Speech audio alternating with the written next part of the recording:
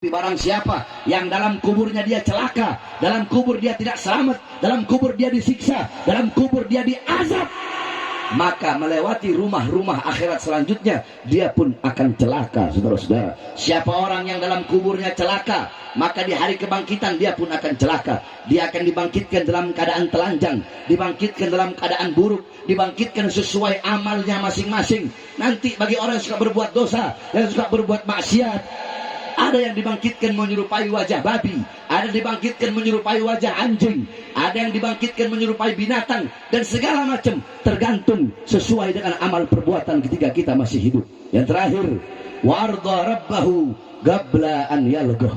Orang-orang yang beruntung adalah orang-orang yang ridho kepada Tuhannya, ridho kepada Allah sebelum kelak di akhirat akan berjumpa dengan Allah Subhanahu wa taala.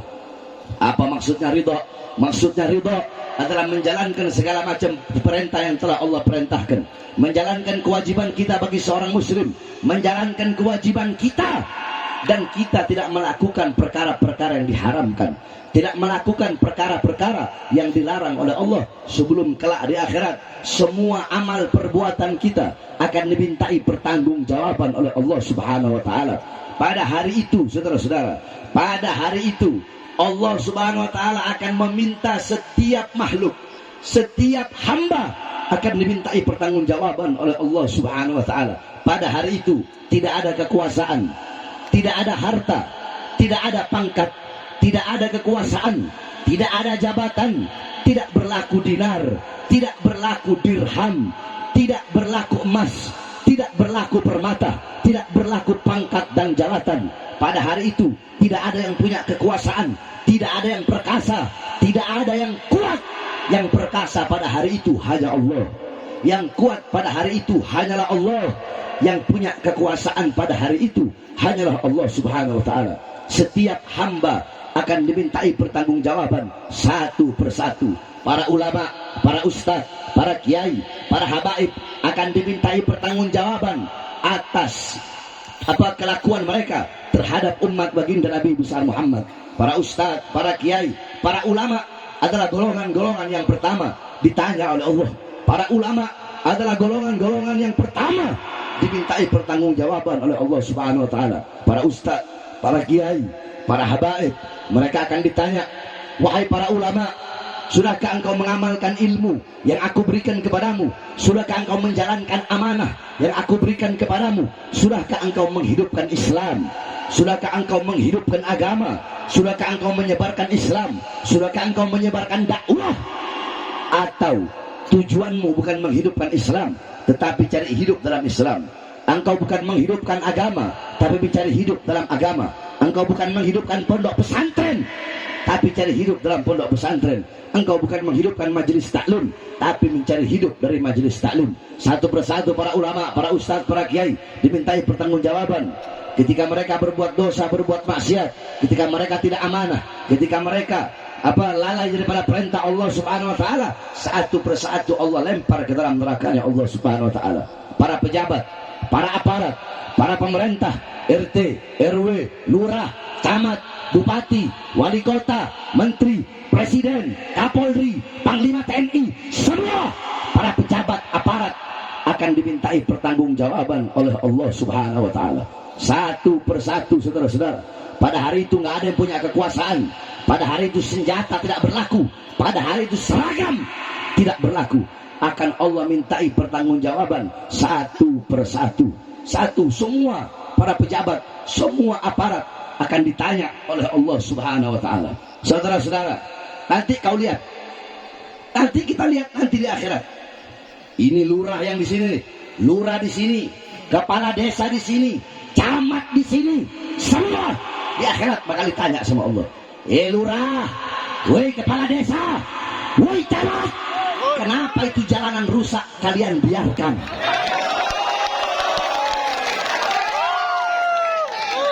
Woi lurah, woi kepala desa, wahai camat, bukankah telah aku berikan kepada kalian pangkat, jabatan, amanah, melayani rakyat, melayani masyarakat? Tetapi kenapa bahkan jalanan tidak kau bangun, uangnya kau ambil, uangnya kau tolong, uangnya kau korupsi.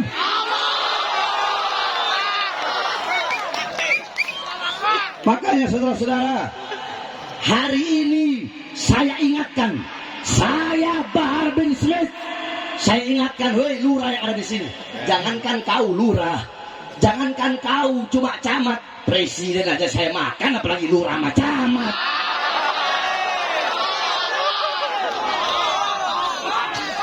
Presiden saya makan, ini lagi lurah kepet, camat goblok.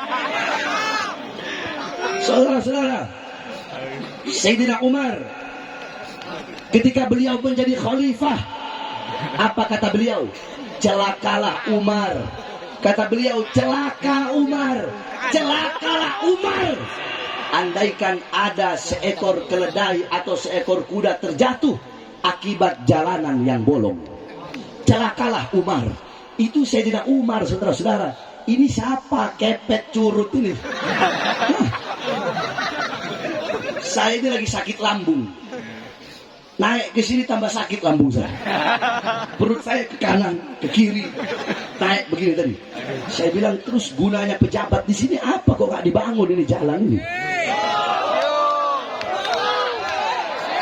Coba saya tanya masyarakat yang ada di sini, udah pernah ngomong belum ke kepala desanya? Udah pernah ngomong? Gimana kalau kita datang malam ini ke kepala desa? Hah?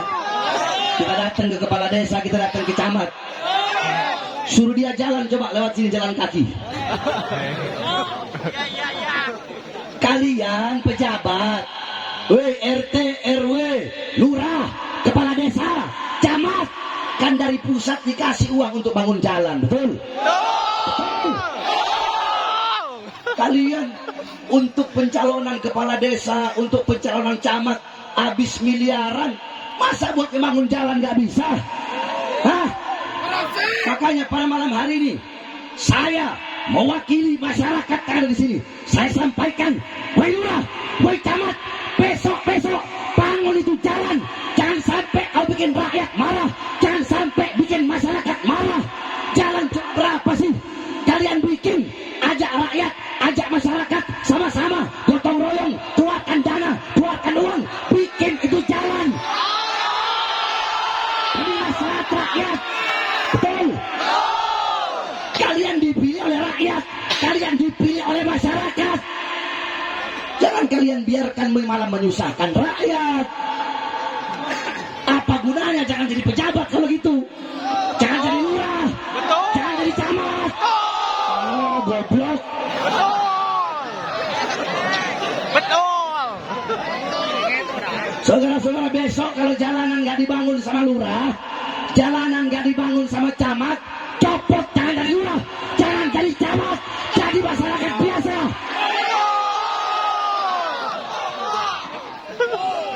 Betul? Kalian setuju tidak? Setuju tidak? Kalau lurahnya nggak bangun jalan, copot atau tetap jadi lurah?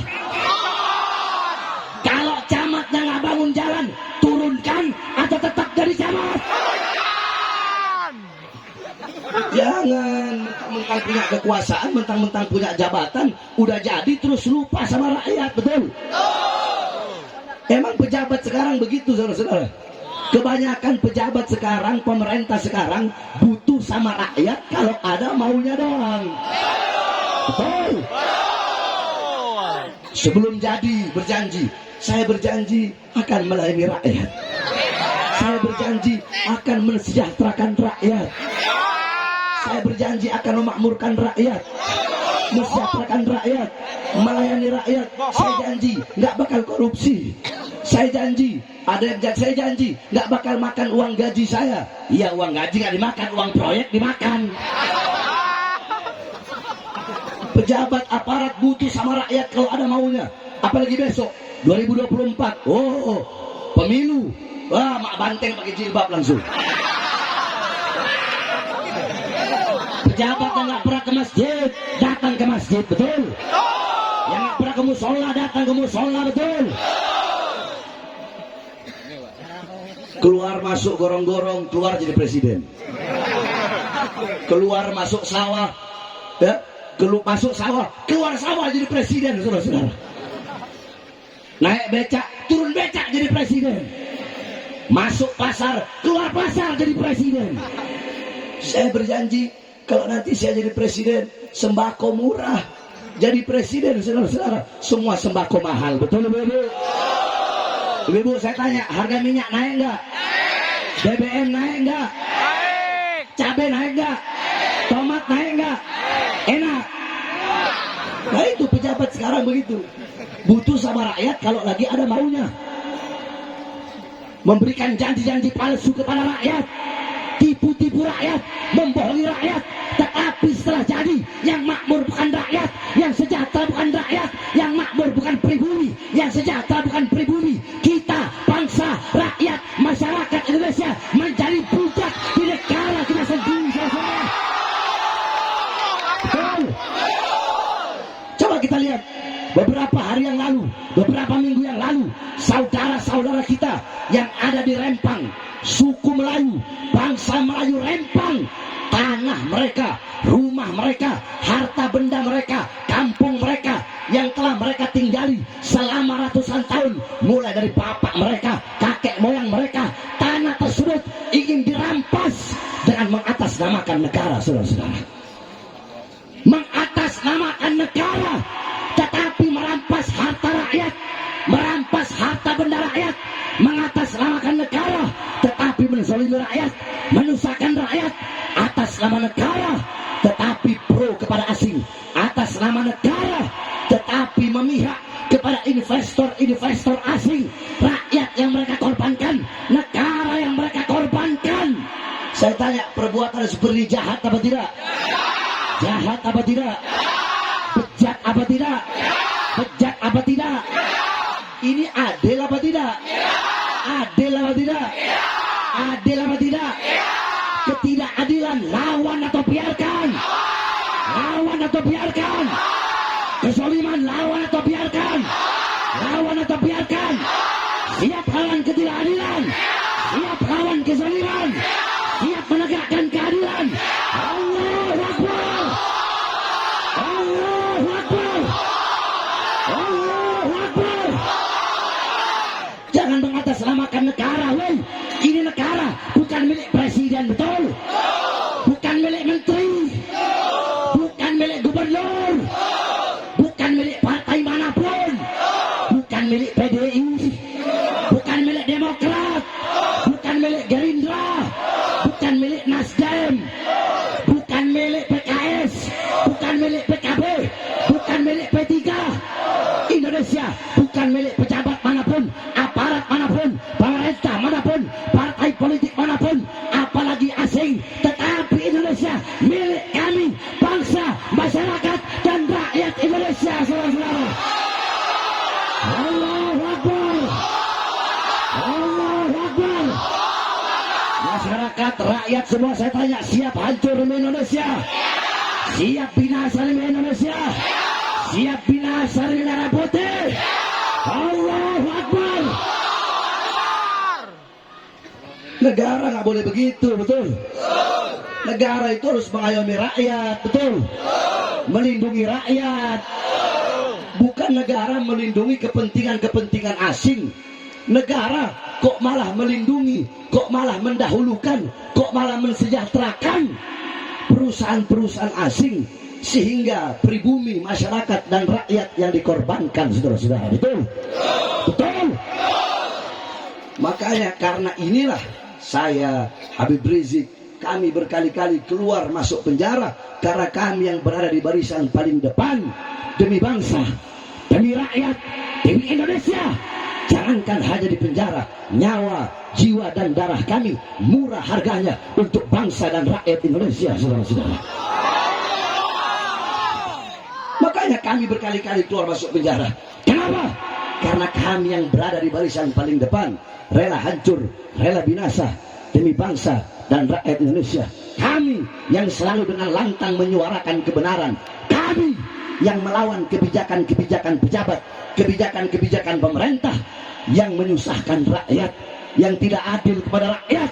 Itu yang kami lawan, sehingga kami dianggap provokator, sehingga ceramah kami dianggap meresahkan. Satu contoh, tahun 2021, saya karena sering terlalu banyak keluar masuk penjara sampai lupa.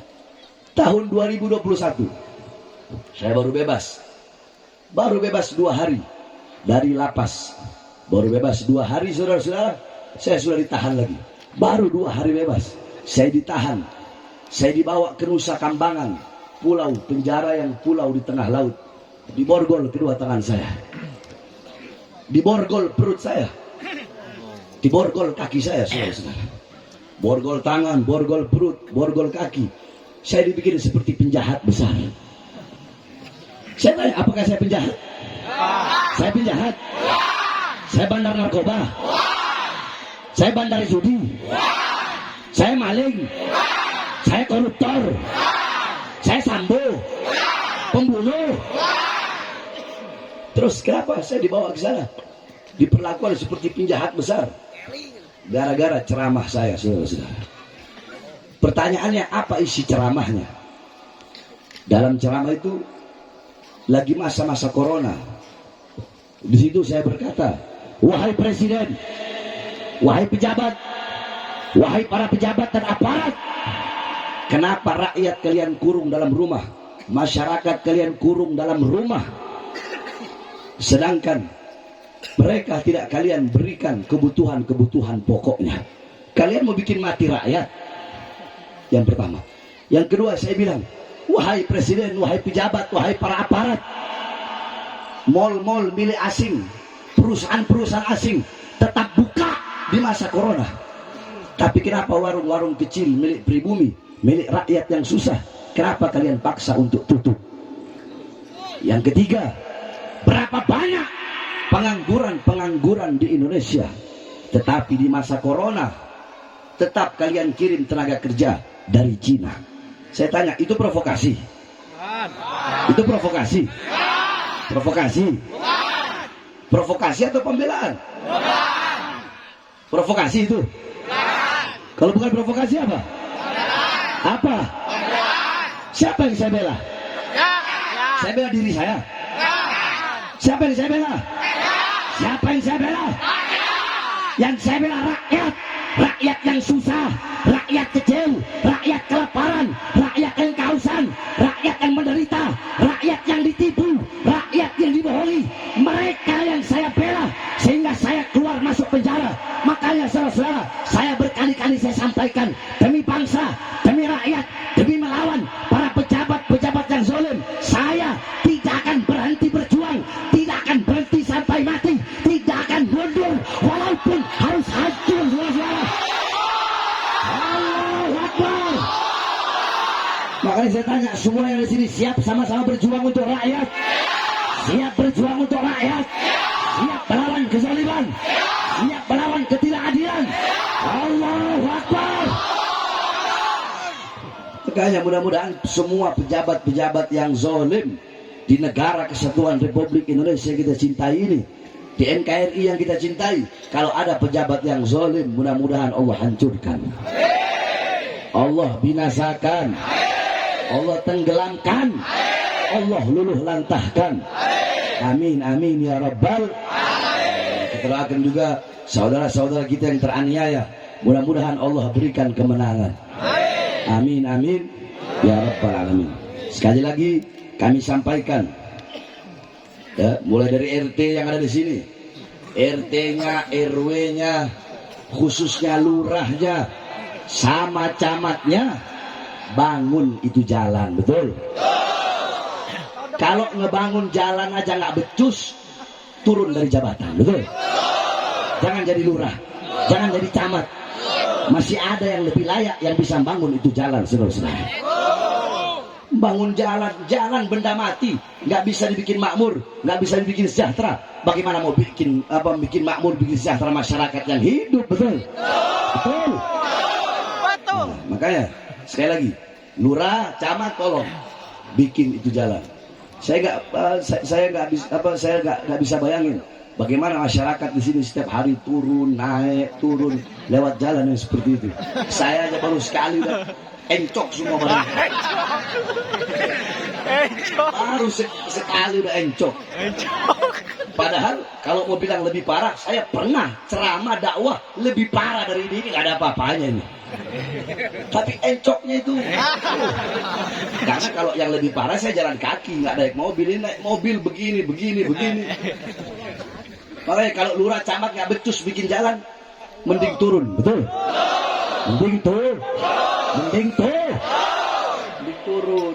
Ini suara rakyat. Ini suara masyarakat. Ini suara masyarakat yang menjadikanmu lurah, betul? Ini suara masyarakat yang menjadikanmu camat, betul? Maka jangan sampai engkau abaikan suara rakyat. Kalau suara rakyat diabaikan, besok-besok ya batu yang melayang, betul? Kalau suara rakyat diabaikan, apa yang melayang? Yang melayang batu, yang melayang api, betul? Makanya mudah-mudahan Allah buka pintu hati mereka untuk bisa bangun itu jalan sehingga membawa maslahat, bawa manfaat bagi seluruh masyarakat. Amin amin ya rabbal alamin. Mudah-mudahan kita semua yang di sini mendapatkan barokah, mendapatkan manfaat, mendapatkan kemuliaan, mendapatkan keutamaan. Kalau ada akhirat bisa berkumpul dengan baginda Nabi besar Muhammad. Amin amin ya rabbal alamin.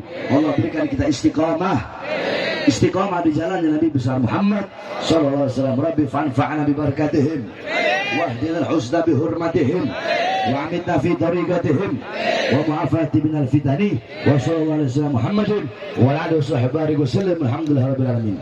Duduk. Sebelum saya tutup, kita sama-sama bersalawat kepada baginda Nabi besar Muhammad sallallahu alaihi wasallam.